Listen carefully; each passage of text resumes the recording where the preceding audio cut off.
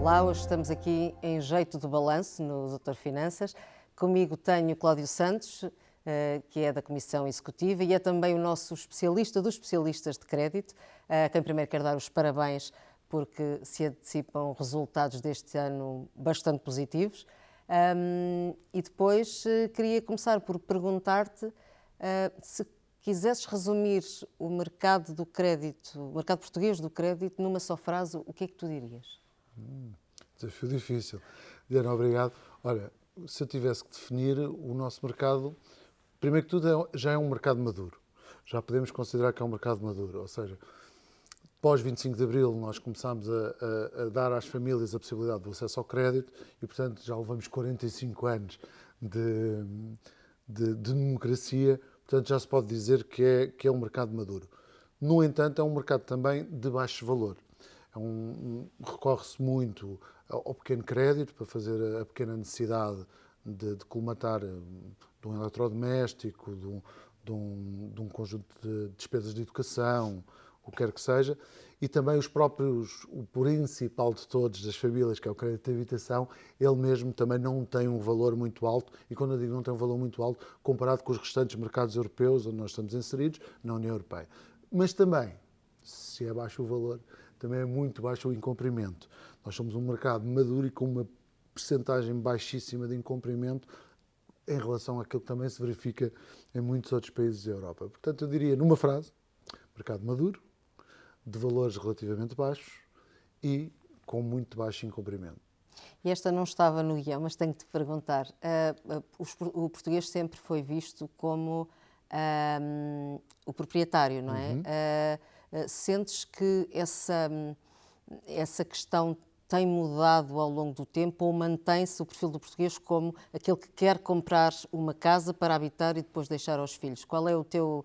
É uma pergunta muito pessoal. Isso é muito giro, porque temos dois fenómenos.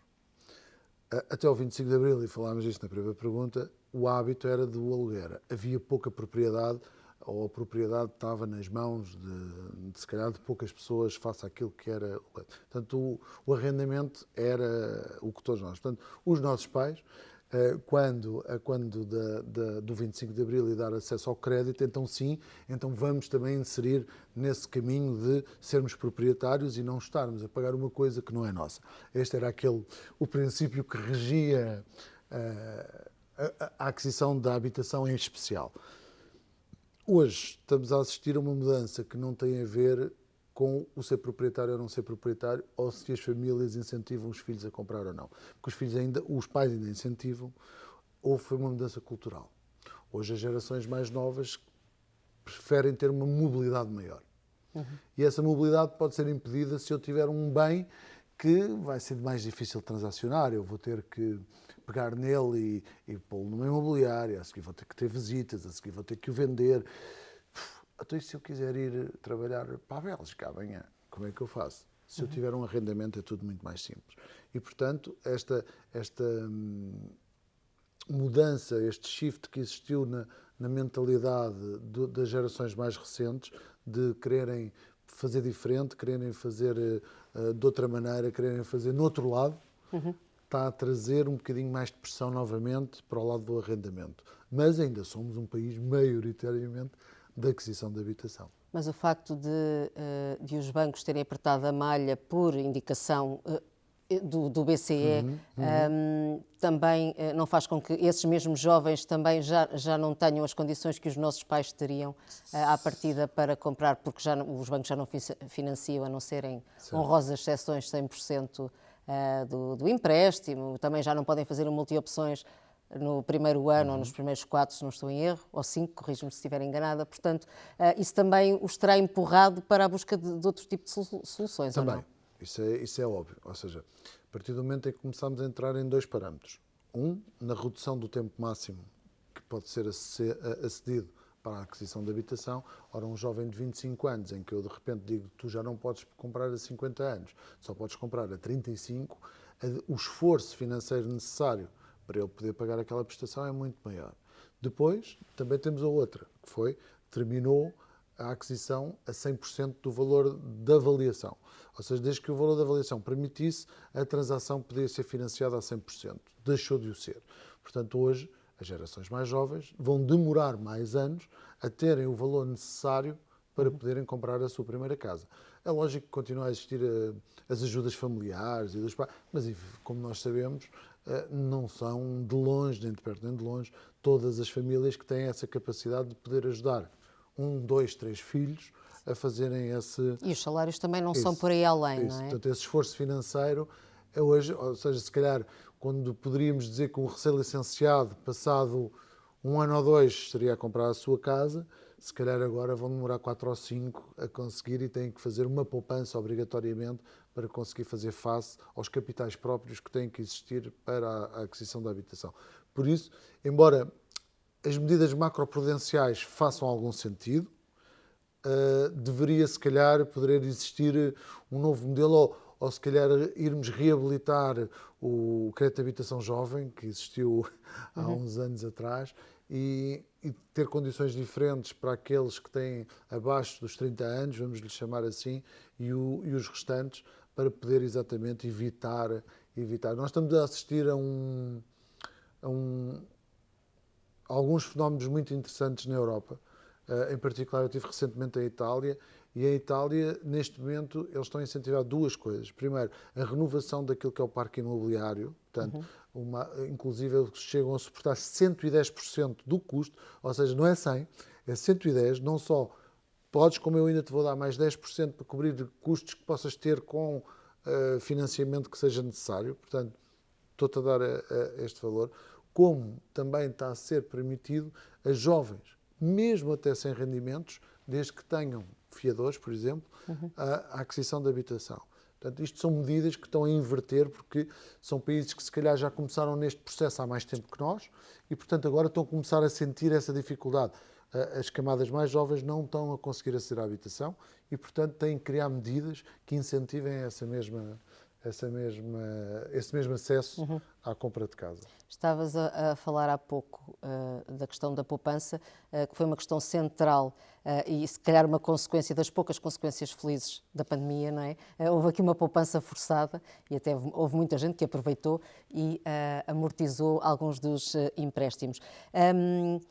Também houve moratórias, não é? E que impacto é que teve este fim das moratórias no mercado do crédito? Olha, Dina, eu acho que não teve grande impacto. Ou seja, tu disseste muito bem, as moratórias aumentaram a liquidez disponível nas famílias.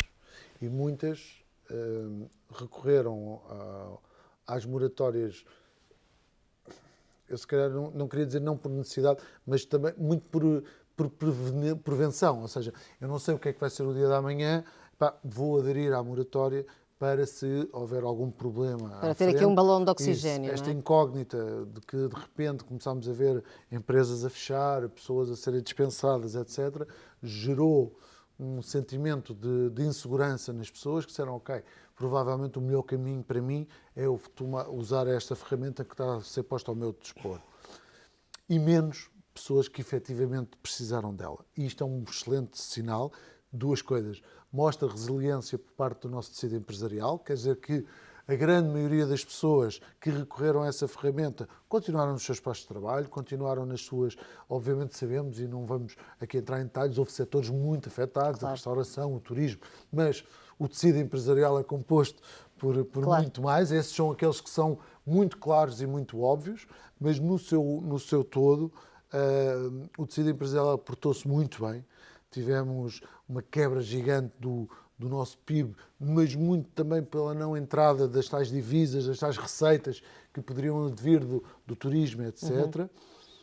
Mas a verdade é que no fim do período das moratórias não se criou um risco sistémico, ou seja, os intervenientes, os agentes desta situação toda, que são os reguladores, as financeiras, os bancos, etc., chegaram à conclusão, também não vamos ser ingênuos. Houve um aumento do incumprimento, obviamente, claro. Porque efetivamente houve um conjunto de famílias que não tinham como. Que não tinham como. Portanto, não foi se calhar aquele que estava a ser à espera ou a catástrofe que inicialmente... Isso também pode denotar que as pessoas têm mais educação financeira neste momento e aprenderam alguma coisa com a crise, com a última crise, ou não?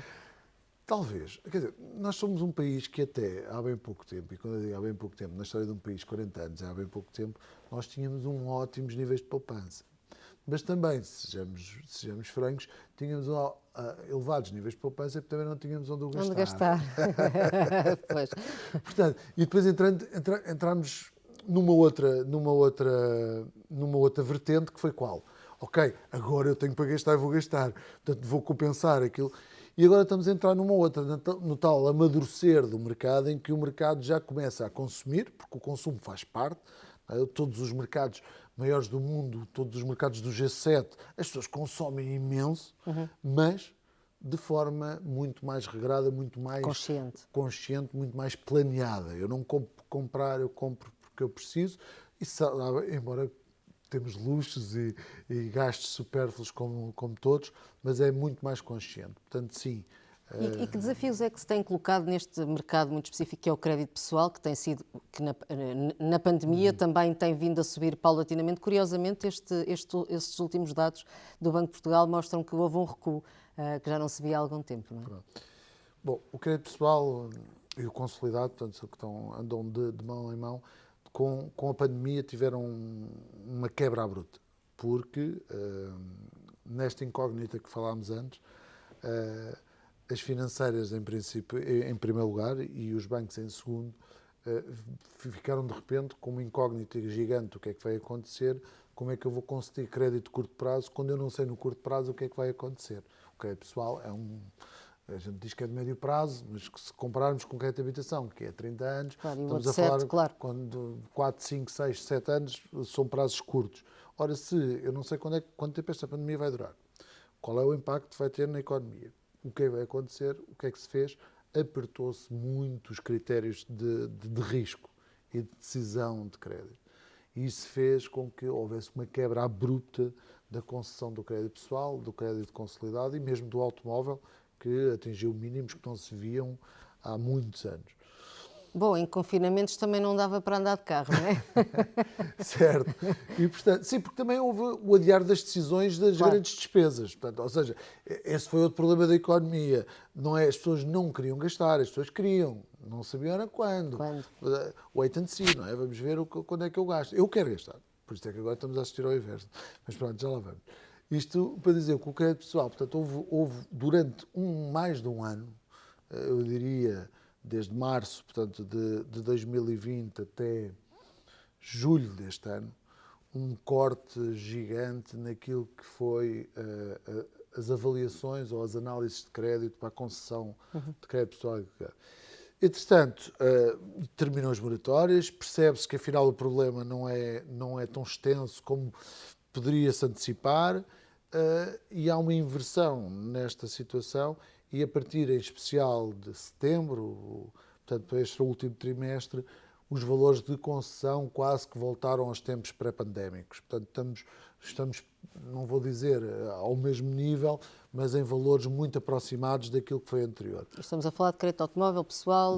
Sim, consolidado ou não. Okay. Porquê? Porque também muitas destas despesas que nós falámos, e falámos muito que o crédito pessoal também é utilizado para bens de longa duração, e quando eu digo bens de duração, uma máquina de lavar louça, um carro, não sei, é recorrer para... Portanto, as pessoas pararam essas decisões ficaram em stand-by e agora estamos a avançar.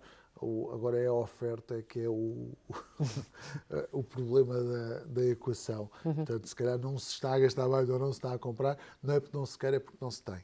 Portanto, veja-se o exemplo de um bem de consumo muito simples, e passa a publicidade das PlayStations desta vida, que há 2 anos que elas saíram e que não se consegue comprar uma porque a procura é tanta que... Isso e a falta de chips. Isso. Mas porquê é que há falta de chips? Mas isto é tudo... Isso, porque aumentou o consumo, aumentou o número de telemóveis, aumentou o número sim. E as pessoas querem e não há. Portanto, estamos a assistir. Portanto, eu acredito que porque vai acontecer, as cadeias de abastecimento de todas estas situações estiverem normalizadas, vai disparar ainda mais o consumo e, portanto, o crédito à habitação. Daí também esta pressão inflacionista que nós vamos que as pessoas querem consumir. Claro, claro. E falando no crédito à habitação e da questão das matérias-primas, antecipa-se, já vimos que por esta altura do Natal já se começa a notar, e até antes, não é? Quer nos alimentos, quer começa-se a notar aqui um aumento de preços nos combustíveis, tudo, não é? Antecipa-se este impacto do escalar dos preços das matérias-primas na questão do crédito, no preço das casas, no caso, ou seja, quer haja crédito ou não, não é? Eu defendo que não muito. Algum há de ter, com certeza, mas eu defendo que não muito. Porquê? Porque se por um lado temos esse, e isso é factual, portanto, há um aumento dos custos das matérias-primas que são utilizadas na construção, o nosso mercado, até ao momento, tem estado sustentado em casas usadas. Portanto, há pouca oferta de imóveis novos. Os imóveis novos que vão entrar no mercado já estão em construção, portanto, ou seja, já estão em fins de términos e, portanto, não vão ressentir-se ainda desses valores porque já estava orçamentado. Já está orçamentado e já estavam comprados os bens, os materiais para o fazer. O principal bem que teve esse maior impacto foi o ferro, portanto, tudo o que é a estrutura de ferro da construção. Ora, os pregos aumentaram 100%. Isso. Estava no outro dia a ouvir um comentário de alguém do setor que dizia isso.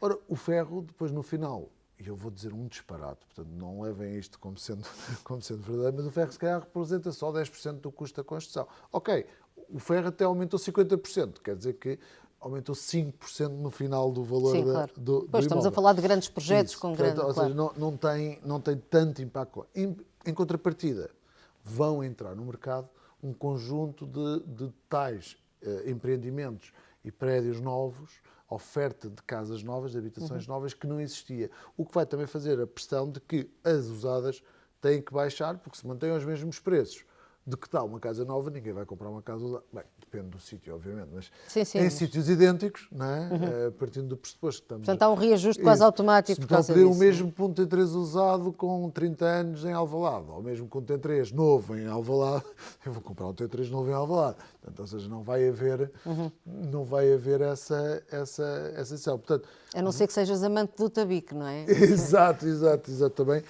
Também tem o seu charme. Tem. Certo.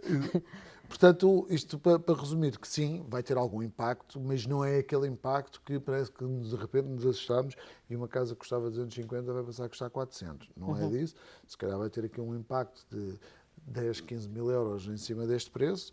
Depois também temos a parte da pressão da procura. Hoje a procura é muita. E é global, face não é? À oferta, face à oferta, portanto, assim que a oferta também aumentar, começa a absorver esta procura, a procura diminui, logo os preços também têm alguma tendência a normalizar.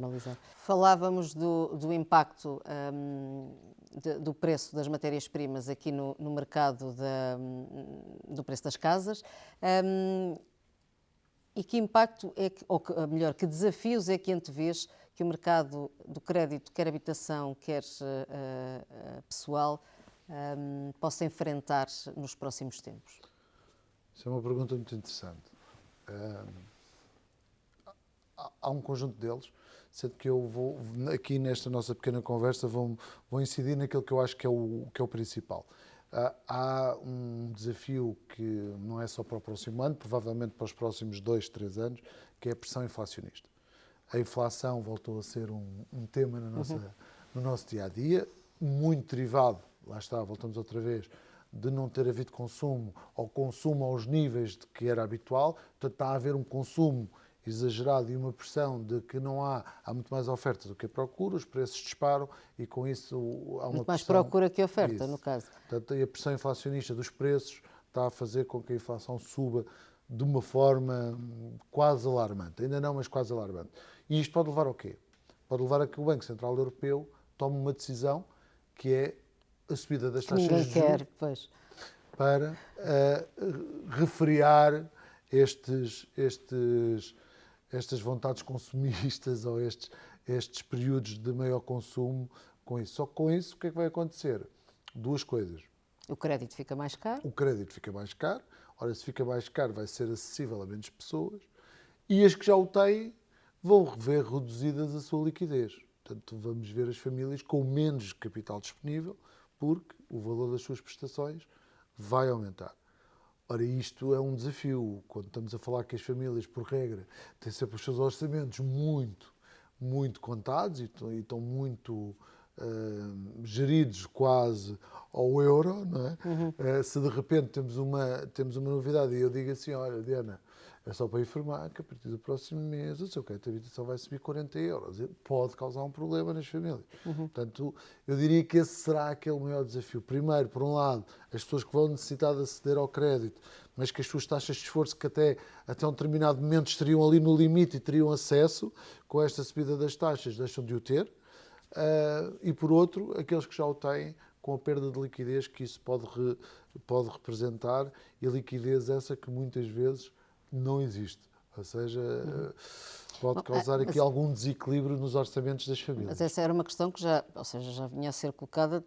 Toda a gente sabia que o BCE iria no espaço, a perspectiva conservadora era no espaço de 5 anos, não é? Que as taxas de juros iriam aumentar. Portanto, já sabia que ia acontecer, não sabia era quando, não é? Porque as taxas não podiam ficar assim para sempre. Mas este antecipar pode fazer... É que nunca nenhuma família está preparada para ver subir o crédito, não é? É verdade, Diana. Por muitas simulações que se façam nos bancos, não é? Temos que colocar aqui na balança uma coisa que não tínhamos quando decidimos que era a 5 ou a 6 ou o que quer que seja. Estamos em plena pandemia. E isto é que é a dificuldade.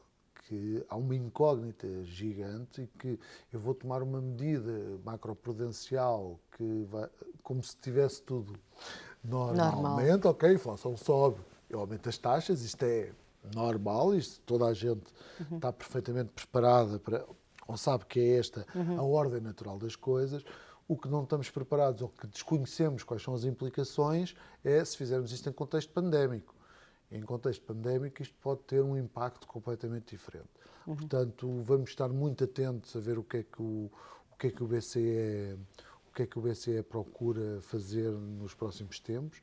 Sabemos, e já foi avisado, que estão muito atentos. Também sabemos que existem países com pressão inflacionista maior que outros.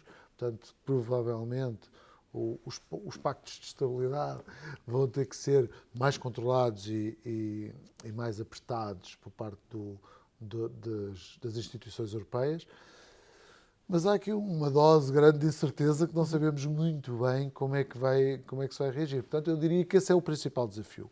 E o estar atento aqui também, há pouco falávamos da questão do imobiliário e o BCE já veio falar de um eventual risco de uma bolha imobiliária em alguns países, nomeadamente Portugal, também é uma coisa que os agentes do setor vão ter de estar atentos, não é, Cláudio? Atentos, sim. Preocupados, eu diria que não. Porquê? Isto é uma razão de ser. Atentos deveríamos estar sempre. Devemos estar sempre atentos. Efetivamente, tem havido nos últimos anos um aumento dos preços, pressionados por vários fatores, desde o investimento estrangeiro. Nós somos um banco. Nós somos um país muito interessante e muito apetecível para o investimento estrangeiro, porque temos preços relativamente baratos àquilo que são as principais praças europeias e com yields associadas muito interessantes. Portanto, ora, isto faz com que o capital estrangeiro queira vir para Portugal e fazer o investimento. Portanto, isso provoca o quê? Ok, se há uma maior procura, há uma maior subida. Depois, temos também nós próprios, com a questão da pandemia, de repente vimos que, isto é fantástico, viver na moraria, mas eu estou há 3 meses, olhar para a minha vizinha da frente a 3 metros, eu não quero. Eu gostava imenso de viver aqui, mas eu agora gostava de ter mesmo um sítiozinho para pôr uma cadeira e um chapelinho para poder apanhar um bocadinho de sol. Então, de repente, mudou-se todo um paradigma de as pessoas começaram a olhar quando é que eu consigo ter esse espaço, que eu não tinha. O teletrabalho veio para ficar, não vai voltar.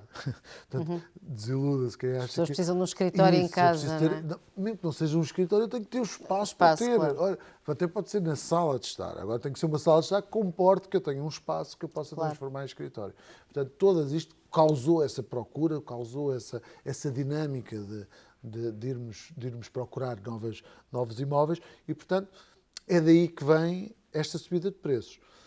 Agora, o nosso mercado continua exigente na concessão do crédito. Qual foi o principal problema?